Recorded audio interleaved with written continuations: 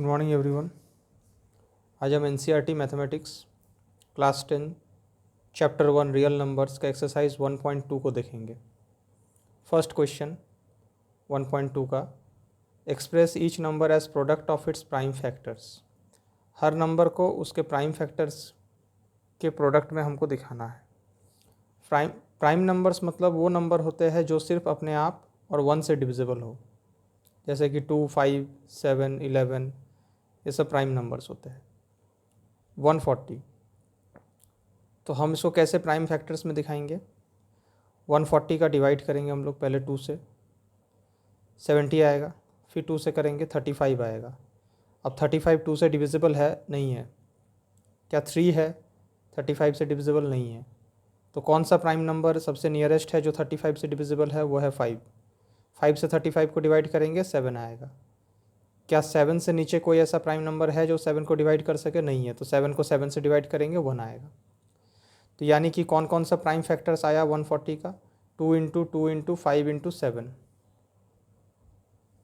इसको हम ऐसे भी लिख सकते हैं 2 का स्क्वायर इंटू 5 इंटू 7। फिर आते हैं 3825। इस नंबर को हमको prime factors, product of prime factors में दिखाना है।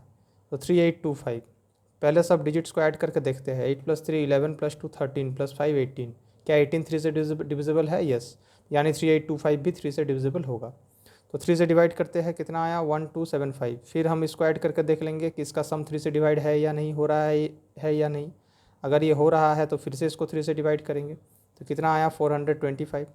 अब क्योंकि लास्ट में 5 है तो ये नंबर 5 से डिवाइड हो जाएगा, तो इसको हमने 5 से डिवाइड किया तो कितना आया? 85 आया। फिर से हमको लास्ट में 5 मिल रहा है तो इसको हम फिर से 5 से डिवाइड करेंगे तो कितना आएगा? 17। अब 17 खुद एक प्राइम नंबर है तो इसको हम डिवाइड नहीं कर सकते हैं। तो कौन कौन सा फैक्टर्स आया 3825 का?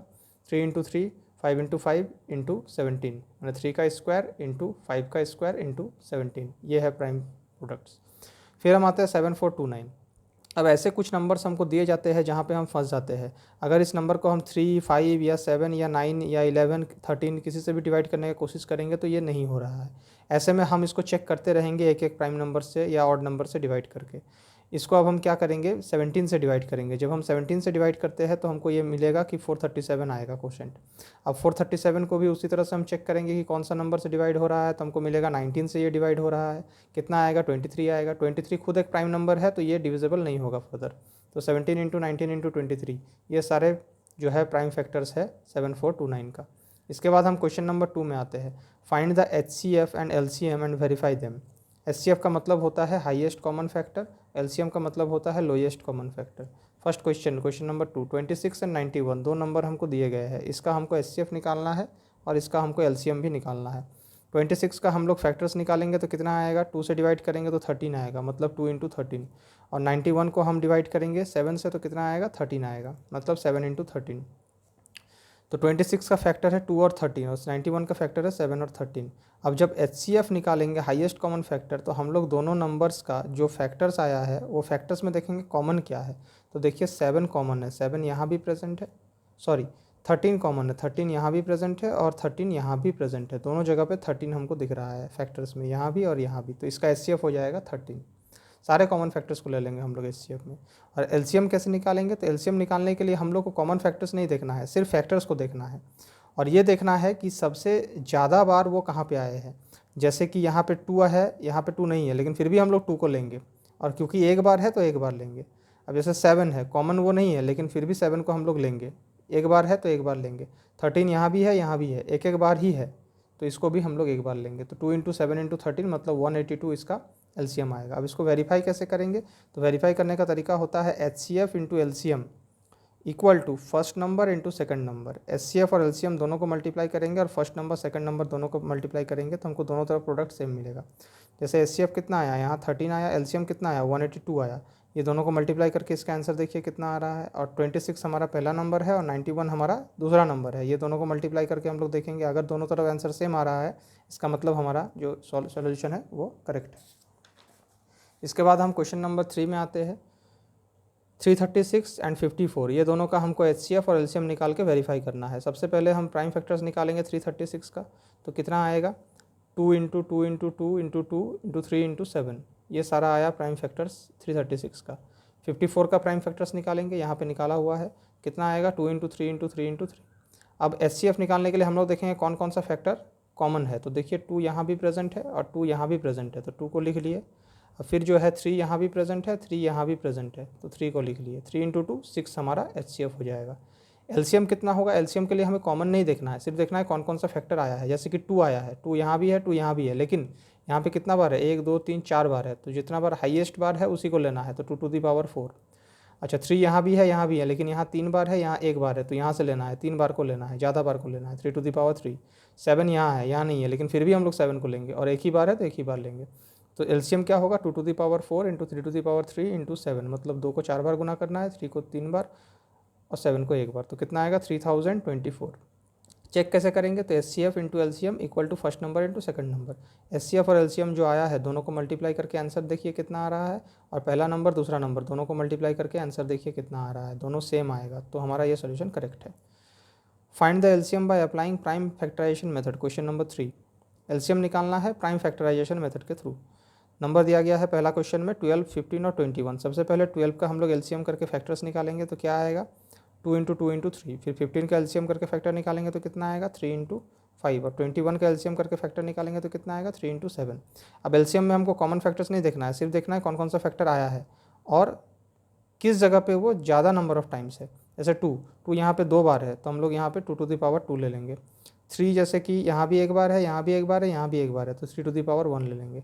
5 1 बार है तो 5 को 1 बार लेंगे। 7 1 बार है तो 7 को 1 बार लेंगे। तो 2 to the power 2 into 3 into 5 into 7 कितना आएगा 420। तो इसका तीनों नंबर्स का LCM कितना होगा 420 होगा। इसी तरह से हमको क्वेश्चन नंबर 2 में दिया गया है 17, 23 और 29, ये तीनों नंबर्स का LCM निकालना है।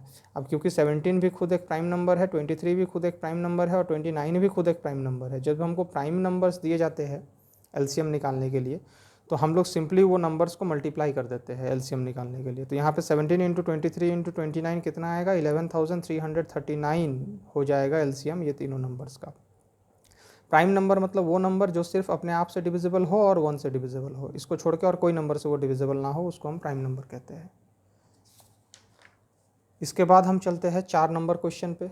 HCF ऑफ 306 एंड 657, ये दोनों नंबर का HCF हमको दिया गया है कितना है 9 है, और बताया गया है कि LCM निकालो। तो इसका एक तरीका होता है HCF into LCM equal to first number into second number. तो LCM हमको निकालना है, तो ये HCF जब यहाँ नीचे जाएगा तो दोनों का प्रोडक्ट से, दोनों नंबर का प्रोडक्ट से डिवाइड हो जाएगा। तो पहला नंबर इंटू दूसरा नंबर बाई HCF जब डिवाइड करेंगे हम तो कितना मिलेगा हमको, ये आंसर मिलेगा। तो ये हमारा LCM हो जाएगा। इसको डिवाइड कर लेना है, 9 को 306 से डिवाइड करेंगे तो हमको मिलेगा 34, और 34 को 657 से मल्टीप्लाई करेंगे तो ये आंसर आएगा। Question number 5, check whether 6 to the power n can end with digit 0 for any natural number n। बता रहा है कि एक हमको नंबर दिया गया है 6 टू द पावर n के जगह पे हमको कोई भी नेचुरल नंबर रखना है। नेचुरल नंबर मतलब 1 से स्टार्ट होगा, 1 2 3 4 5 कुछ भी हम लोग रख सकते हैं।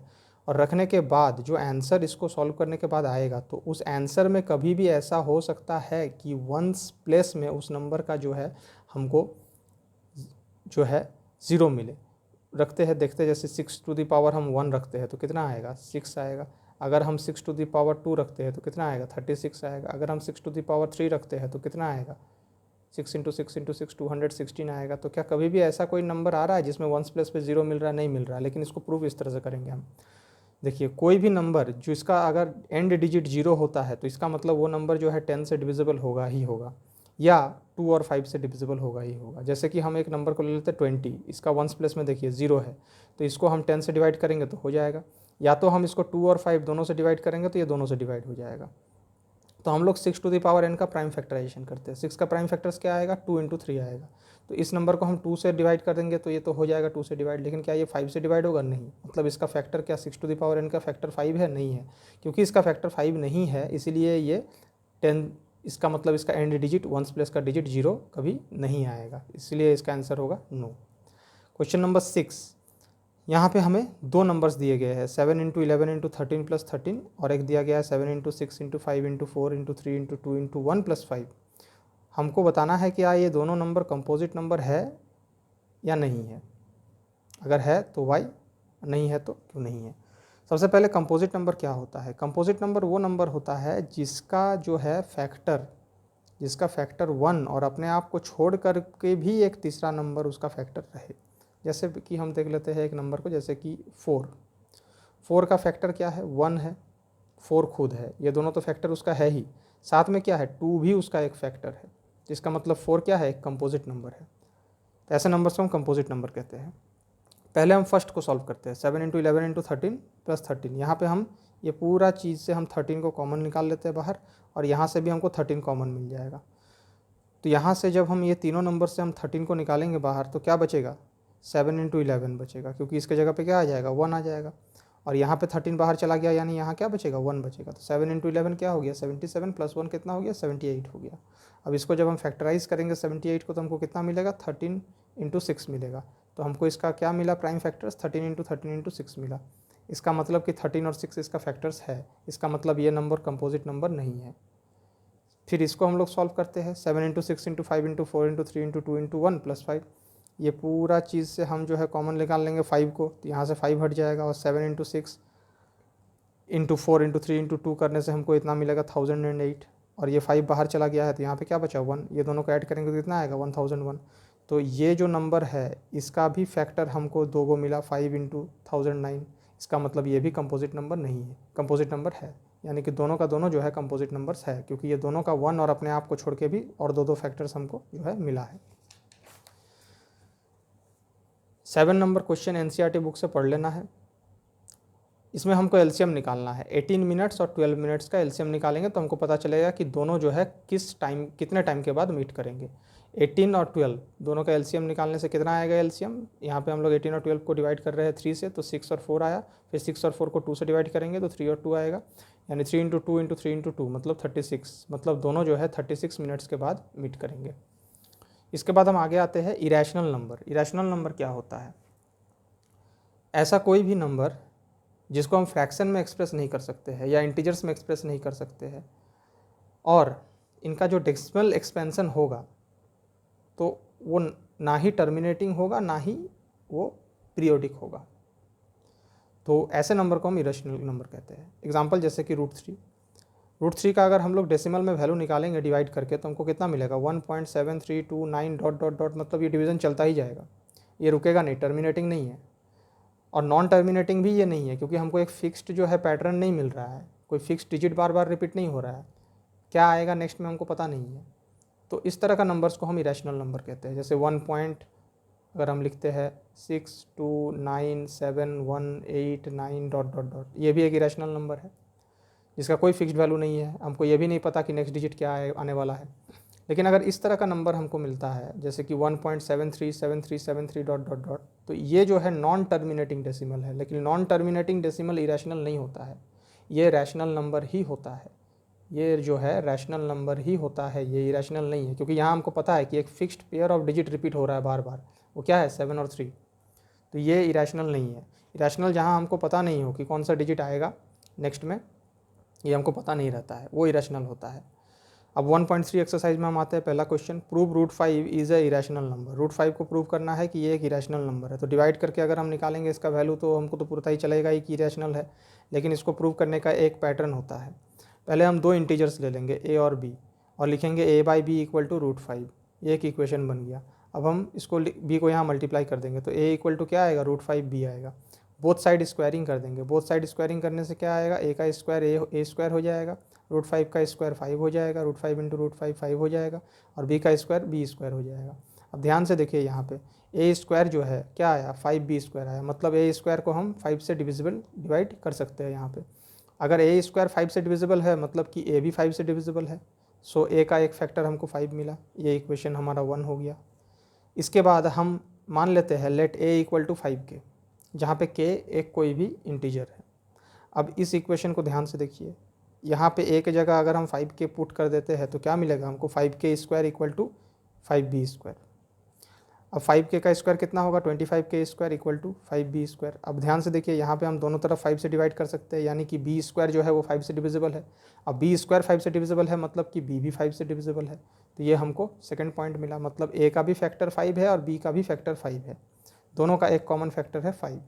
बाय कॉन्ट्राडिक्शन हम ये बोल सकते हैं कि a एंड b आर को prime number, so √5 is a irrational number, √5 एक इरेशनल नंबर है। किसी भी नंबर को अगर हमें इरेशनल प्रूव करने के लिए कहा जाए तो हम यही पैटर्न और यही तरीका से उसको इरेशनल प्रूव करेंगे, चाहे √2 हो या √7 हो या √11 हो या कोई भी नंबर हो। इसके बाद एक क्वेश्चन हमको दिया गया है, क्वेश्चन नंबर 2, 3 + 2 √5 इज इरेशनल, ये प्रूव करना है हमको। तो इसमें एक सिंपल तरीका लगाना है, जैसे हम अभी तुरंत √5 को इरेशनल प्रूव किए थे, उसी तरह से इस क्वेश्चन में जो √5 है उसको हम इरेशनल प्रूव कर देंगे, सेम वही तरीका से। a/b = √5, a = √5b, both side squaring कर देंगे, तो a² = 5b²। यहाँ पे हमको a² का फैक्टर मिला 5, तो a का भी फैक्टर हमको 5 मिला। a = 5 की हम लोग मान लेंगे, जहाँ पे k कोई एक इंटीजर है। यहाँ वैल्यू पुट करेंगे, a² के जगह पे हम लोग 5k² करेंगे तो 25k² मिलेगा। यहाँ पे b² का भी हमको फैक्टर 5 मिला, मतलब b का भी फैक्टर 5 है। क्योंकि a और b का एक कॉमन फैक्टर 5 है तो √5 एक इरेशनल नंबर है। अब ध्यान देना है, √5 को हम इरेशनल यहाँ पे प्रूव कर चुके हैं।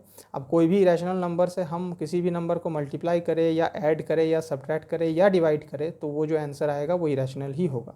ये चीज़ को यहाँ पे लिखना है। इसके बाद हम आते हैं 3 का 3 नंबर क्वेश्चन में। 3 का 3, 6 + 2 √2, इसको हमको इरेशनल प्रूव करना है। तो सेम वही तरीका से करेंगे, √2 को हम इरेशनल प्रूव कर देंगे पहले, और फिर ये लिख देंगे कि इरेशनल नंबर से किसी भी चीज़ को ऐड करेंगे तो आंसर इरेशनल ही आएगा। तो a और b दो इंटीजर हम लोग मान लेते हैं, a/b = √2 हमने लिख लिया। अब बोथ साइड स्क्वायरिंग कर देंगे तो a² क्या आएगा, √2 का स्क्वायर 2 होता है और b का स्क्वायर b² हो जाएगा। अब a² 5 से डिविजिबल है, मतलब a भी 5 से डिविजिबल है। अब मान लेंगे हम लोग a = 2k, k जहाँ पे कोई एक इंटीजर है। फिर से हम लोग इसको a के जगह पे वैल्यू पुट करेंगे 2k का स्क्वायर क्या हो जाएगा, 4k² हो जाएगा, = 2b²। अब देखिए b² जो है वो भी 5 से 4 से, वो भी जो है 2 से डिविजिबल है, वो भी जो है 2 से डिविजिबल है। यहाँ पे 2 कर देना है इसको। b² जो है वो भी डिविजिबल है 2 से, तो b जो है वो भी डिविजिबल हो जाएगा 2 से। अब क्योंकि दोनों का एक कॉमन फैक्टर हमको 2 मिला, इसीलिए हम कह सकते हैं कि ये इक्वेशन 1 और इक्वेशन 2 से हमको √2 जो है इरेशनल हम प्रूव कर दिया। अब इरेशनल नंबर से किसी भी चीज़ को ऐड करेंगे तो इरेशनल ही आएगा।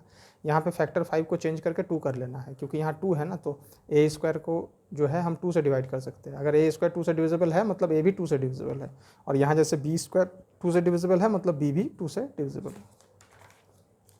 एक्सरसाइज 1.4 हमारा लास्ट एक्सरसाइज है इस चैप्टर का। इसमें हम देखेंगे डेसिमल दो तरह का होता है, टर्मिनेटिंग डेसिमल और नॉन टर्मिनेटिंग डेसिमल। देखिए, टर्मिनेटिंग डेसिमल का मतलब होता है जहाँ पे डेसिमल हमको एक फिक्स्ड वैल्यू दे, जैसे कि 1.65 या फिर 1.7 या फिर 2.832551, कितना भी लंबा हो उससे फ़र्क नहीं पड़ता है, लेकिन अगर हमें एक फिक्स्ड वैल्यू पता है, मिला हुआ है, तो हम उसको टर्मिनेटिंग डेसिमल कहते हैं। अब नॉन टर्मिनेटिंग डेसिमल क्या होता है, जैसे कि अगर हमको दिया गया है 1.737373 ...